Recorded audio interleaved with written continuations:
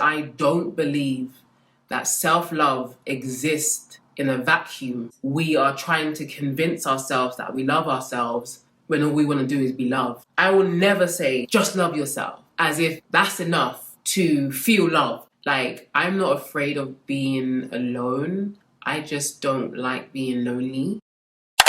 Hey guys, welcome back to my channel. Hope you guys are doing well. So in today's video, I want to talk to you guys about the self-love myth. Is self-love a myth? Does self-love work? And how do you do self-love correctly? And this video comes off of the back of one of you guys' messages on Instagram. Of course, you guys must know I get a ton of messages every single day and it's virtually impossible to get round to most of them. However, sometimes I may just take a scroll down my messages, and I did that and I came across this message. I don't know why I saw it when I saw it, but she perfectly explained how I have once felt and even an element of how I still feel today. And so the way that I see things is if one person is feeling a certain type of way, it's almost guaranteed that there's a whole tribe of people feeling that exact same way. So I'm gonna get into the message, but before I get into this message, I wanna ask you guys if you have been pondering about learning a new skill, or you wanting to become more creative or kind of touch up on the skills that you already have, this is for you. So if you have a specific skill that you're trying to learn, Skillshare is the place for you. I personally love using Skillshare to learn something pretty quickly. Their classes are so short and so compact that you can literally learn within minutes. And I don't know about you guys, but I'm quite a quick learner, so I absorb information quite quickly. And so the class that I've been taking that has been really amazing is Designing the Life You Want, 4 Exercises for Clarity and Motivation by Michelle B. What you want in life and give you a little bit of direction in life. This is a great class to take if right now you're feeling a bit bored. I absolutely love this course because as a creative person, you can sometimes get in a creative rut. So she really helped me to reimagine what I'm doing and why I'm doing it and what more I want to do. So the first 1,000 of my viewers to sign up through the link in the description box will get a 1-month free trial of Skillshare so you can start exploring your creativity today. And let's get back into the video. So I'm gonna read the message that our dear lovely sister sent on Instagram, and it reads, I saw your last post. Okay, my last post was this post, and I was encouraging people to buy themselves flowers, not to wait to be loved, to love yourself, okay? And I posted that photo because that's exactly what I did. I bought myself flowers. And for some people, it'd be like, that's not very revolutionary. I buy myself flowers all the time. But the reason why I encourage people to buy themselves flowers is because we always look at things as romantic things, right? So this person took me on a date. We went on vacation together. We went out to eat. He bought me flowers. He bought me chocolates. He decorated a room for me. All these things, and I'm not saying that it's not nice to do, but all I'm saying is that you don't have to wait for that to be done for you. You can actually do that for yourself. And am I shitting on people that are in relationships and their man does X, Y, Z? No, bloody enjoy it. Enjoy that. Enjoy it. But for us who are single, I don't ever want us to be sitting there thinking, okay, because I don't have a man and I don't have a relationship, I can't do X, Y, Z. And if you haven't checked out my video on not putting your life on hold for a man, I go into more detail in that video too. But that was all I was saying. It wasn't some revolutionary post. I bought myself flowers, took some cute pictures with it, and thought, okay, let me just share this as a caption. But she said this, I've seen your last post. She said, but why do we have to trick ourselves into loving ourselves as a coping mechanism for men rejecting us? That is loaded. I'm tired of being strong, independent, and self-loving. I mean, if we all self-loved, wouldn't we be extinct? We are byproducts of 2 people. We need men to create life. So why, because of their inadequacy, in turn, we create these superhero tropes such as loving ourselves as a way to love? It's not the same as being deep down, being told you're beautiful, smiling, sharing memories, etc. from a man. We want that. We as women desire that. But I'm tired of this self-love. I've done it for 31 years. I'm assuming she's 31, but you haven't loved yourself for 31 years. You probably started like, I don't know, 5 years ago or something. And it's led to me being jealous of other women and their relationships, lonely and depressed. And she asks, does self-love also involve a plastic dildo on Amazon for self-gratification? I mean, I'm not a troll. I'm really trying to seek guidance here. I don't want to be self-love. I want to be loved. I did not think that she was trolling at all. I felt that she was very justified and she was very much asking the questions that a lot of us ask, right? A lot of us wonder, how far will this self-love take me? And I want to start by saying that I understand her completely. As someone that's been on the self-love journey for 15 years, I will say actively for 15 years, it can get lonely, but only if you're loving yourself in order to get something, right? I don't teach self-love to get something. I teach self-love because you need to love yourself. As a foundational principle, you need to love yourself. It's not a means to an end, right? It's the beginning, it's the road, it's the building blocks, it's the foundation. You need to love yourself. And I talk about loving yourself as in self-respect, being kind to yourself, being gentle to yourself. And most of the time, a lot of us struggle to be alone because we don't like ourselves. And we don't like ourselves because we're so negative, right? We're so negative to ourselves. And when we talk about we don't like ourselves, imagine being two people, right? The inside and outside, right? You're the outside you facing the inside you. And everything the outside you says to the inside you is always negative, condemning, it is judgmental, it's saying ugly words. If you were not you and you was around someone else and they was talking to you like that, you would not be around that person for long. Because who wants to be around someone that is nasty and negative all of the time? And when we're talking about the inside self and the outside self, what we're really talking about is our negative self-talk, right? And that is the opposite of self-love, right? The way you treat yourself is not just about self-care. It's not just about putting cucumbers in your eyes or wearing face masks or getting your nails done or getting your hair done or buying something for yourself. That has a lot to do with self-love, but it isn't self-love, right? Self-love is how you treat yourself, how you think about yourself, right? Because how you see yourself is the most important. Forget about getting other people to see you for who you are. How do you see you? Because that will inform all of your other relationships. That will inform how you allow others to treat you. That will inform what you tolerate in a relationship, what you tolerate in your friendships, what you tolerate in your family. And you guys hear this saying a lot. People only treat you the way you allow yourself to be treated. And it's very, very true when we really break that down, okay? When you don't love yourself, you have no boundaries, you have no standards, right? So because you don't love yourself, you're constantly trying to get affirmation from the outside. And the only problem with that is that if people can build you up, you've also given those people the power to tear you down too. So people that don't love themselves are always relying on outside stimuli, outside affirmation, outside attention, outside. And the problem is, and I was talking to my friend Cassie about this the other day, people can tell you all day that you're beautiful, that you're great, that you're intelligent, that you're fantastic. Until you really believe that about yourself, it doesn't matter what they say, right? And the problem with people who rely on outside stimuli, outside voices, is that you're going to constantly be chasing it. Even if whatever people are saying are positive, you're going to be constantly chasing that. Even for myself, I have countless people commenting, messaging, telling me, even in person, all this wonderful stuff. And sometimes I want to close my ears until how I feel about myself catches up to what they see about me. Because they say that there's no enemy within, the enemy without can do you no harm. So let's say that the voices outside weren't positive, they were negative.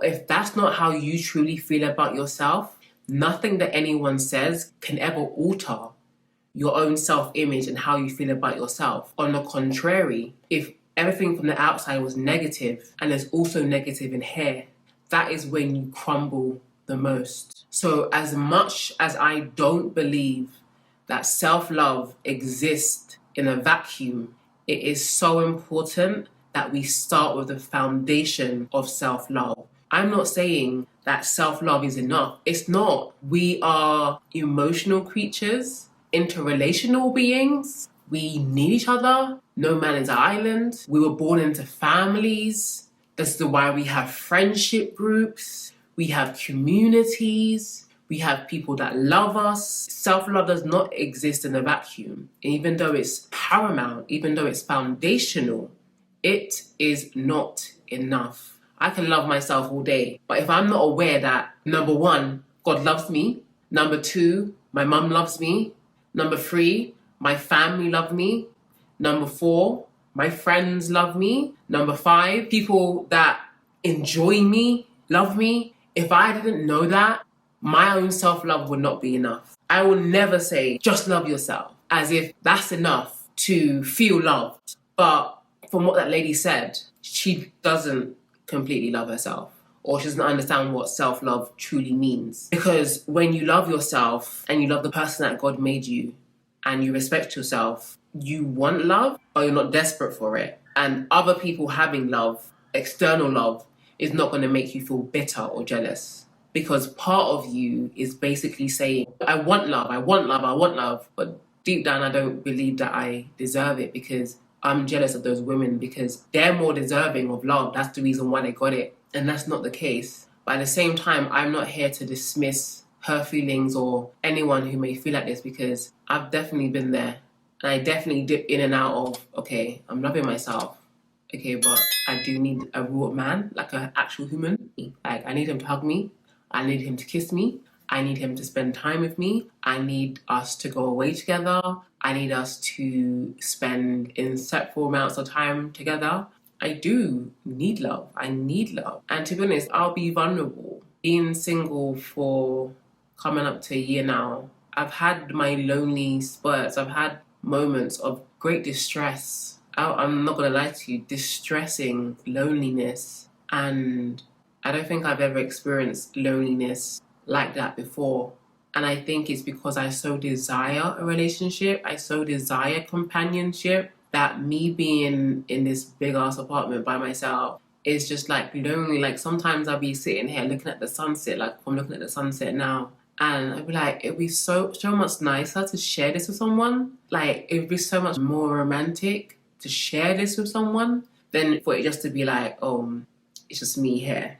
It's me here on my own, taking in the views or having a good meal or watching a show by myself. Like, I'm not afraid of being alone. I just don't like being lonely. And I used to like my own company. And that's probably because I always had company when I was at my mum's house. But now I've got my own space and I've enjoyed it for almost a year. I want to share it. I want to share it with people. I want to share it with someone. But it has to be the right person. That's always a catch-22 because I have shared it with a few different people. But it's temporary. Temporary faux love, I guess. Temporary idea of romance. And that's not fun. It's not fun. It might be nice when it lasts, but it's not fun. So being with the right person is more important than being in a relationship. And that's one thing that I've had to come to terms with. But I definitely understand anyone who may feel like it's lonely out here. I don't want to love myself anymore. I want to be loved. I want to be felt. I want to be touched. I want someone to listen to me. I want to listen to someone. I want to have jokes with someone. That will come. And your own self-love for yourself will attract that into your life. Let me put it like this. No one should be nicer to you than you are to yourself. You should not be surprised when a guy comes and says something nice to you, or be unable to take in those compliments. You know how many people can't take a compliment? The reason you can't take a compliment is because you don't even say those things about yourself. So when you hear it, it's a shock. It's not a shock when someone tells me that I'm beautiful. It's not a shock when someone tells me that I'm wise. I already tell myself that. But if you're not telling yourself that, if you're not building that within yourself, no matter how much a guy praises you or no matter how much the guy is Mr. Right, it's going to be very difficult for you to receive that love. I'm not saying impossible. And I know a lot of people I've seen like going around, people say, stop telling people that nobody will love them unless they love themselves. And I think people misunderstand that phrase or that concept. We say that because if you do not know how to love yourself, you don't know how to be loved. You don't know how you want to be loved. You don't know what respect looks like if you've never respected yourself. That's all I'm saying. That's all we're saying when we say, how can you expect love if you don't know how to love yourself? And like I said, self-love does not exist in a vacuum. We do need people. But in the meantime, when you're waiting for that perfect match, what do? How are you going to behave? And I want to read something that she said. Why do we have to trick ourselves into loving ourselves as a coping mechanism for men rejecting us? I felt that to my core. And she also said, so why, because of their inadequacy, in turn, we create these superhero tropes such as loving ourselves as a way to love? And what she's saying, I get it. Like, I 100% get it. Like, sometimes women do use self-love as a defense mechanism. It's the same as saying I'm independent or I don't need a man. She's right. Some people do use it as a coping mechanism.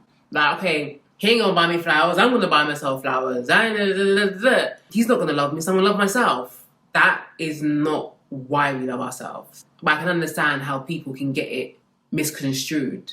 But if you're using self-love as a coping mechanism or a way to trick yourself, that's not self-love.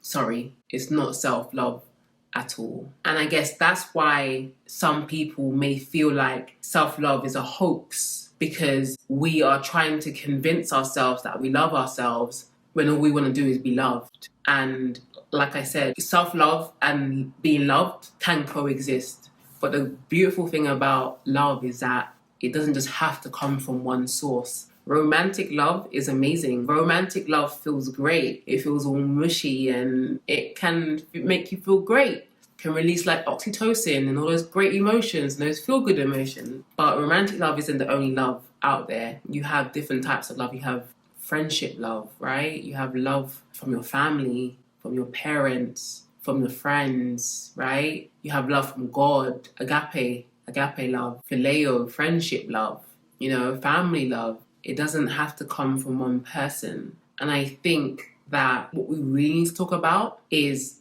why people nowadays don't feel loved by anyone. I feel like we have a loneliness epidemic.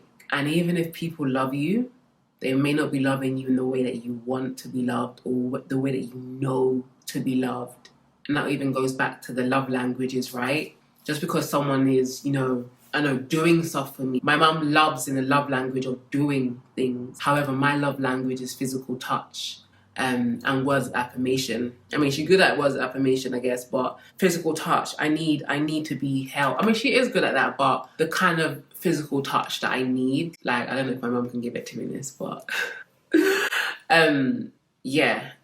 Sometimes people can be loving us, but we may not be able to feel it. And that's the kind of sad thing about it, because it's a shame to be surrounded by love and not be able to feel it. And I think that's the reason why some of us run to relationships, because we know that person is really for us. Like, they've chosen us. We've chosen them. It's us against the world, I guess. It's that closeness. And I feel like we are lacking that close sense of love. Yes, we have friends, but the community, the way that our houses are even set up, it's not like back in the day. We don't really have communities where we can just go out in the street. Even when I was growing up, go and visit your friends and you all be playing out in the street. You all feel close to each other. And I feel like what we're lacking more than ever is that level of closeness. Sure, I have friends. Sure, I have family. And my family are close, but close in the sense of when we have something going on, we'll come together and it's good vibes. On a day-to-day thing, many of us are lacking that true love from people. and that emotional intimacy, that emotional closeness. So I totally understand why many of us crave romantic love. We crave men, we crave it because our needs are not being met. And I can say that the times when I've craved, love, romantic love the most was when I wasn't feeling that from anywhere else. I really felt like I was alone by myself. But like I said, we can't just expect love from one person. We need love, romantic love, we need platonic love, friendship love, love from God. And I want to quickly touch on this point because Anointed Fire, Tiffany Buckner mentioned this in one of her videos, and I think it was just so beautiful how she put it, and it really put things into perspective for me. So I'm just going to read out what she said. This is what she said. You were never designed to love yourself first. You've got to love God, and God teaches you to love yourself by sharing His love for you, with you. He shares His revelation of you with you. This is what teaches you then to love yourself, because you begin to love who you are and not who you became. And that last part, you begin to love who you are and not who you became, because there's a tendency with this whole self-love movement is to love the version of yourself that you've become, right? You've done this, you've done that, you may have got surgery, you may have got this and done this and changed your face and changed your body, and you've got a self-care routine and you've bought yourself this and this and this and this, and now you actually in love with the person that you've become, as opposed to genuinely loving the person who you are and have already been. And I feel like it's so important that we get the revelation of love from our Creator, from the person who made us in His image, so that we can therefore know who we are. I think the world is suffering with an identity crisis. We don't know who we are. So how can we love someone that we don't know, right? But when God gives you the revelation of who you are, and you're like, wow, that's me? I love her.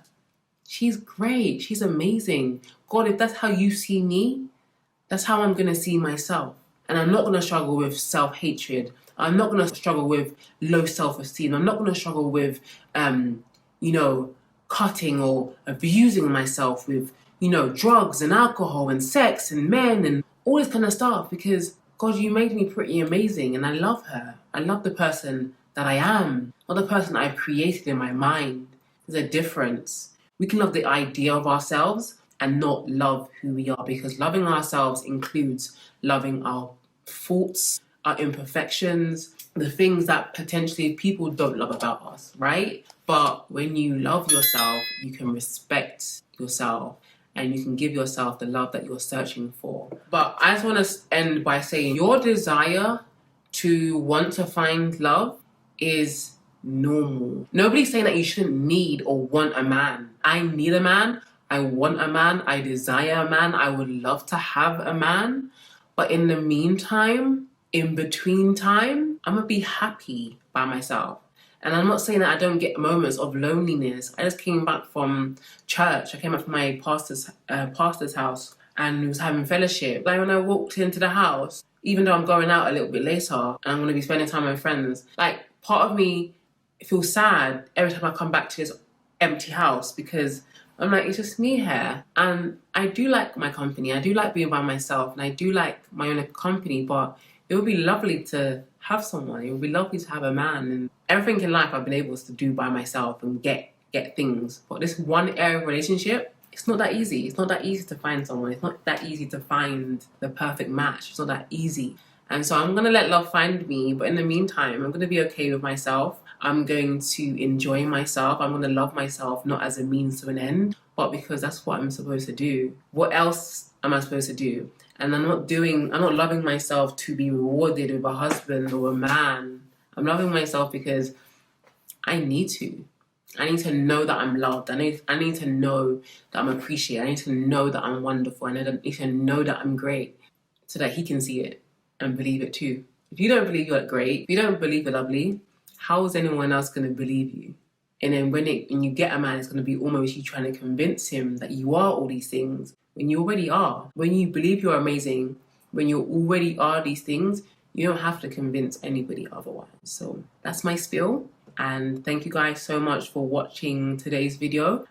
Give us a thumbs up. Let me know what you think about self-love. Is it a hoax? Are you struggling to love yourself? How are you dealing with being single? Do you feel lonely? What do you do when you feel lonely sometimes? Let's start a conversation down below. Let's help other people that may be feeling the same way this lady was feeling. And if you're not following me on Instagram, we have so many discussions like this. I actually share them in text format, but I thought I'd bring it here and actually do a whole video on it. So thank you guys so much for watching today's video. Give us a like, subscribe to the channel, and I'll see you guys for my next video. Bye guys.